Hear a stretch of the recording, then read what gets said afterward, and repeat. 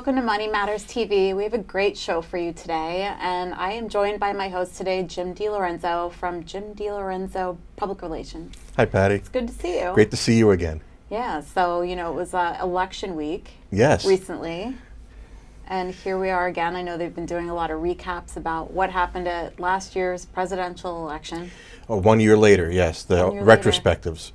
Yeah, it's really interesting, isn't it? It is interesting to see how the story evolved from last year to this year, but also to see how the media still hasn't figured out what went wrong on their end, how they missed the story. It seems like they missed a lot of stories. Do you think so? I think so. Whether or not it was intentional or whether it was just through overlooking something, but there are a lot of different stories that the word that is often bandied about is mainstream media or media elites, but I don't know if I agree with either of those phrases, but there are certain things that they were predisposed not to notice, which is an interesting public relations maneuver. Well, I think we have this new book out from Donna Brazil, who was the head of the Democratic National Committee, and a lot of the things that she has said in her interviews publicizing the book are things that were never reported on last year but seemed very obvious, like the fact that they were looking for perhaps another candidate to replace Secretary Clinton because of her health, and how that didn't seem to be a story last year, and if anybody had even suggested that, they were kind of castigated as, how can you say that? But it was something that was apparently on their minds, and people just kind of overlooked that. That's interesting, because I heard other stories about how the Democratic National Committee swayed the primaries. Yeah, and that was another story that was kind of out there in the, I think Senator Sanders had said that he felt there was something not right about the process, and people weren't taking him seriously either, but it turns out he had a pretty good idea what was going on. Yeah, and that all comes back to public relations. So how do you sway a conversation to get good press about yourself and make sure it's heard? I think one of the keys in those instances were, in Senator Sanders' case, he hit on it early in the primary process, but then he kind of let it go. He did not continue to harp on that or to reiterate that message that, okay, I think that this is rigged, or I think this is wrong, and he didn't keep up with it. He just kind of let it pass until it was too late. And you don't think it makes you sound like sour grapes if you keep saying something? It's not sour grapes until after it's all over. If you do it after it's all over, it's not sour grapes. But I think that at the time of the primaries, perhaps, he could have done a lot more for himself if he had gone out there and talked about it on CNN, talked about it on MSNBC, talked about it on CBS, Face the Nation, and the other shows, where he was out there talking about issues, but he was not talking about the race itself. Right. And then that would have been a great Saturday Night Live immediate guest, right? Right. You would have had Larry David, harping about how he was. Exactly. He would have had 4 more years as a character on the show, perhaps. Yeah. So then tell me, how can a business get press for themselves? Well, one of the great things about public relations that I believe in is the power of storytelling. And a business needs to find what is the story that they want to tell. Whether it's, we have this great new product, we have this great new facility, we have this great new person that we just hired or started this company. The stories that will resonate with people, and the stories that you feel are, this is an important story, we really want to tell this story. That's a great way to start the ball rolling, because public relations isn't about advertising, it isn't about paying for coverage, it's about earning the coverage. And you want to earn customers' trust from the media, trust from the general audience. So the one way to earn trust is to tell an authentic story. Be truthful and honest and open about, we have this product. It's not the same as these other products. This is how it's different, but this is why we did this. Why did you do it? How did you do it? What makes you different? And I think that's a great way to use public relations to grow a business. Now, here's the one that I think a lot of people struggle with, especially myself, as far as public relations. I'm in a very boring business. It's B2B, we're quiet, we're not reinventing the wheel. We're creating workable websites for companies. And I don't feel like that's a great story. So how do you take somebody's selling windshield wiper fluid? How do you take something that's not so exciting as launching some great new company or great new product and make it exciting? Well, in your instance that you mentioned about the windshield wiper fluid, perhaps, there's a slew of publications in the automotive industry that are looking for stories.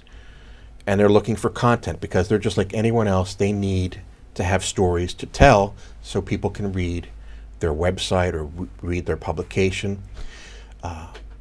So one of the ways I would suggest in a situation like that is find how this windshield wiper, is it a fluid company? Windshield wiper fluid? How are they different from their competitors? What are they doing differently? What is the core thing that makes company A better than company B? And how are you helping bring that story to light through your web development? Mm-hmm. So you have a story there where you're working with them to pull this out of them, and you're getting that story, you're getting that storyline, and you can go back to, say, the automotive trade publications and say, we have client A who really does a great job doing this, and this is how my company, Xercel, has helped them build their brand. You know, it's really interesting when I think, oh, we're just a website company. I mean, we do really good work and we really care about customers. And I think, well, it's not that different than any other web company. Just like some products aren't any different than others. And I have to tell you, just a little anecdote. I bought a store brand version of Saran Wrap one time, just because I needed Saran Wrap and that's what they had. And I thought, it's just Saran Wrap. It's been around forever. Everybody does the same thing. It wouldn't even stick to itself. Right. I don't even understand why. I don't get it. It's been around forever. And then I think, yeah, I guess we should have gone with the actual Saran Wrap from the company that creates Saran Wrap, right? Because they do it right. Yeah. So I think the same thing about your company, my company. Everybody's different. Some people do it right. Just because they've been around forever doesn't mean they're doing the right thing. But the other thing is, what do you do that is different from the other companies that you compete with? What is at the core of what you're doing? Is it you yourself? Is it your ideas? Is it your personality? That's your selling point. That's how you're getting clients. So then you take that and turn it around saying, okay, how can I help this client? Okay, what's their core competency? What's their great little story? What's the little nugget in there? You find that message, you work on building that with what you're doing on the web, but at the same time you can work on that as, okay, that's what I'm doing to help them. Here's how I can help other people. That's my part of the story. I know, it's exciting. We don't overlap. It's really nice how we... And once you find those core stories, once you find those little nuggets, you can build and build and build. But you have to find that core element first. Yeah. All right, good. Let me ask you this question. Are you ready? Roberta Jenkins from Philadelphia says, how can public relations help businesses? And that's a very broad question, right? It is a very broad question. And Roberta, thank you for asking. Some of what I had just said to Patty is applicable to that, but it can help your business by getting you out there, getting your story told. We all have a story that we want to tell. Some stories are better than others, but public relations, a professional such as myself, can help you find what that story is and how it would perhaps resonate with an audience beyond your office. A lot of times when you have a business, you're very focused on building that business and building your company, and you don't have the time or the skill set to tell your own story because you're busy building the business. And what you can do with a public relations professional is learn what stories are going on under your very nose and say, oh, we're really doing this. This is really good, but nobody else knows about it. Well, why doesn't anybody else know about it? Because you haven't told anybody about it yet. So you can work with a public relations professional to help you tell that unique little story that's inside your own walls and under your own nose.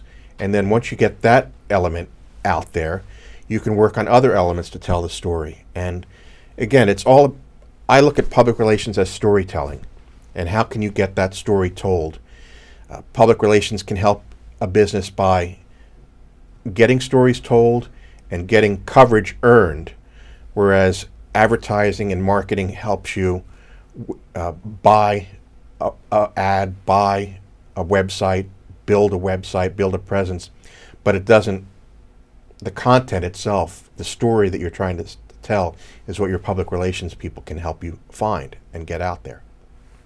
One question is, how do people find out, like Philadelphia Business Journal, do they have a calendar of topics? They do. They do have a calendar that they publish on their website, and publications like that often have an editorial calendar that you can look at and say, oh, I would really like to be part of that, or maybe next year I'm ready to do that. Like if you see something that's in the most recent issue of the Philadelphia Business Journal as an example, and you say, oh, I wonder if they do this every year. You can go up on the Philadelphia Business Journal website and say, okay, this is how their editorial calendar plays out for 2018. And then you send them your ideas ahead of time? You send them your ideas ahead of time, or you start networking with them. And one of the things, again, public relations helping a business, perhaps you don't have the time or the bandwidth to go out and network with Kenneth Hilario at the Philadelphia Business Journal, or Jeff George at the Business Journal, or Joe DiStefano at the Philadelphia Inquirer. But you already did it for them? But I'm someone like me knows those people and can say, okay, I'd like to introduce you to Keith. And Keith has a great story to tell. Okay, so let's kind of get to that. But first, some people are going to have questions. And if you have questions for Money Matters TV, here's how to send them in. You can have your questions answered on Money Matters. Please go to our website, money-matterstv.com. On our homepage, click on the banner on the right that says Send Us Your Questions. While you're on our website, you can find information about our host and guests, as well as show notes and links about this show and past shows. Money Matters is also available as a podcast on iTunes and Stitcher, so you can listen to Money Matters while you're on the go. That website address, again, is money, M-O-N-E-Y, -matters, M-A-T-T-E-R-S, TV.com. Welcome back, and I'm very excited to introduce you to Keith Modzelewski, who is the director for Accelerator, East Stroudsburg University. It's nice to meet you, Keith. Nice to meet you. Yeah, thanks for joining us. My pleasure. Thanks for having me. Yeah, so to kick it off, I know a little earlier you told me that you've only been at your company for around 2 months.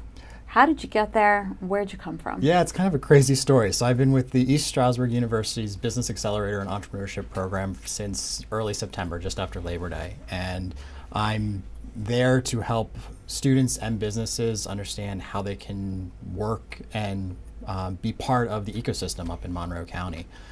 Getting to that point, I was working with the University of Delaware's Business Incubator Program. I was working with about 30 different businesses across all colleges at the university as a mentor, guiding them through storytelling and helping them understand the why of what they were doing so that they could be able to articulate their message in a way that was compelling to their potential customers. Prior to that, I was running my own chem startup that was working with basically fancy plastics to replace metals in electronics so that you could do paper-thin electronics. Oh my God, that's really cool. Yeah, it was one of those things where if I had learned how to fail fast, it would have gone a little bit better, because we, over 5 years, realized that the technology didn't scale beyond the lab benchtop chemistry. But it gave me a great background in being able to help entrepreneurs. It had me working in South America for a year with a government grant down there. It was working with the Kauffman Foundation, where I learned a lot of the principles of how do you teach entrepreneurship from the leading minds from Harvard, Stanford, and MIT. How did you get those opportunities? I put myself out there. After completing an MBA, I happened to see the opportunity for the Kauffman Foundation and applied for it, and was one of 20 that was selected from around the world to go out and work with them on that. And then I was consulting with a startup company out in San Francisco, and their major client was this organization in South America called Startup Chile, and my company was looking for funding, and they were willing to provide us some equity-free funding. So I just had to, unfortunately, go live in South America for a year. It was Such a hardship. It was really an amazing experience being that close to the mountains and the beach and just seeing the flourishing ecosystem that's down there. It has really opened up a world of networking opportunities. So I have connections all across the world now with entrepreneurs and like-minded individuals. Now, you've come from the University of Delaware background as an undergrad and a MBA student. Correct. And now you're bringing some of the business principles that you've learned on the outside world, as we used to call it when I was working on campus. How do you find the role of the campus environment impacting business environment both ways? How do you find the businesses learning and the students learning? Yeah, that's a great question. So the businesses are really learning how to communicate with a different market, and that being the younger generations of students that are coming through there. It's a very different workforce that's coming out of there. And you have to market to them a lot differently. So by being able to cross-collaborate with them, it's enabling businesses to start to have those conversations early and start to line up those internships earlier on so you can create that. On the student perspective, it's really kind of helping them find their passion and helping them figure out how to articulate their story. And once they start to do that and, really trying to kick them out of the building per se, so that they're going out and talking to the potential employers, potential customers ahead of time, really helps set them apart as they go into the job force because they've learned that language as a student. They understand how to get involved with businesses. They understand what is that unique problem or what's that unique value that they're able to talk about and really sell themselves. What is it? Can you give us an overview, or the lay person an overview of what an accelerator is? Yeah, absolutely. So an accelerator, the definition varies from place to place. It's really a place to help foster innovation and help grow a business and help give them the ability to fail fast and learn how to grow from those opportunities. The whole idea, I said fail fast a couple of times, and really the idea behind that is I don't want to have a business that comes in there waste hundreds of thousands of dollars building a product that doesn't have a market for it.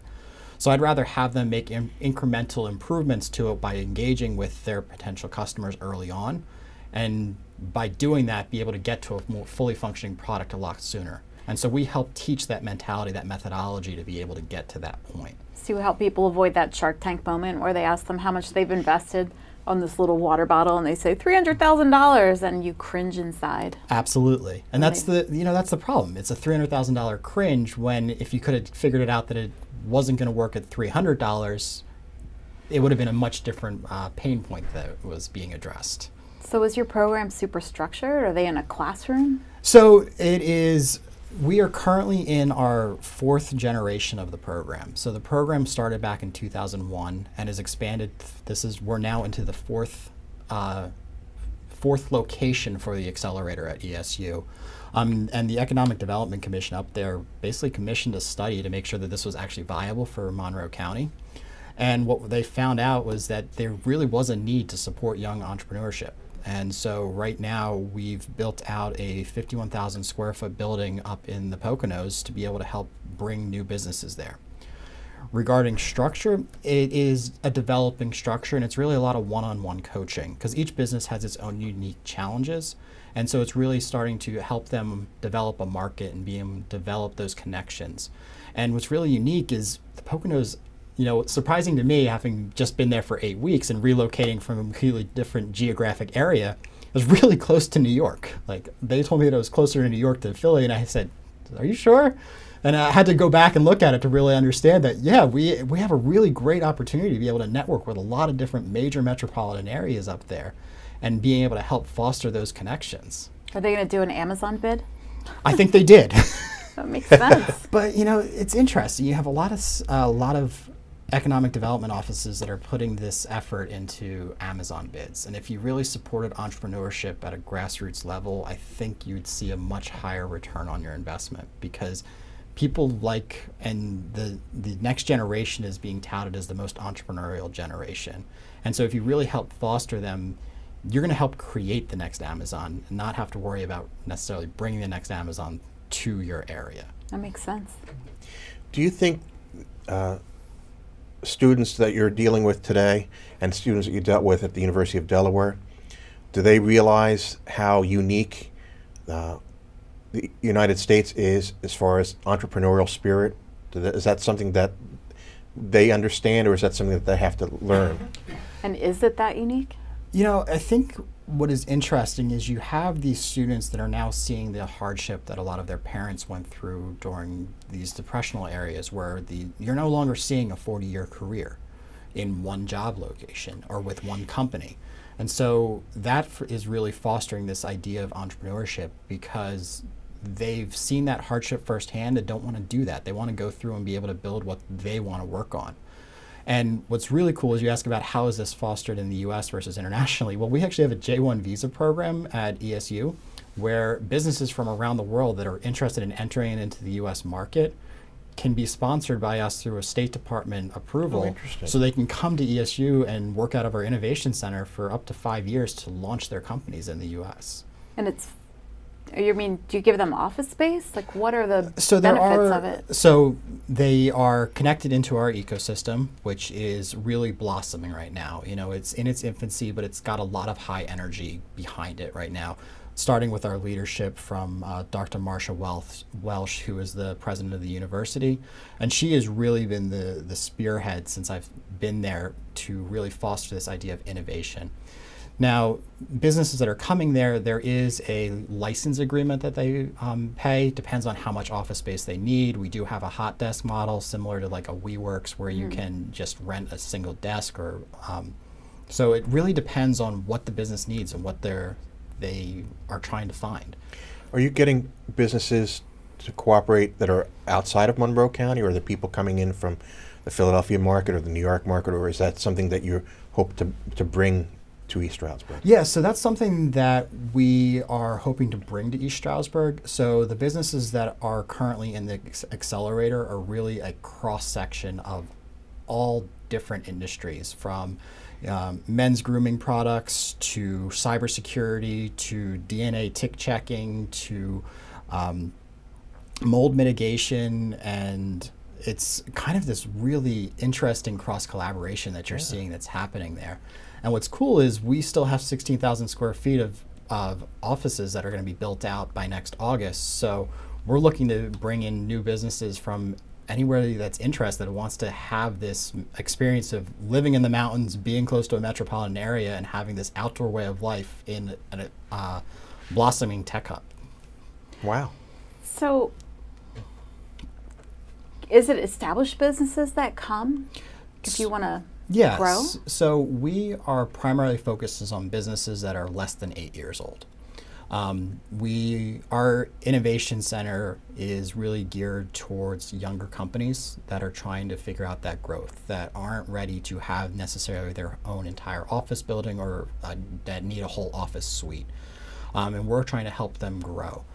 And, you know, the goal of an accelerator is not to have a slow, painful death within an accelerator. It's really to accelerate their growth so that they can go out into the region and be able to support full real estate markets, build out their businesses, and create jobs.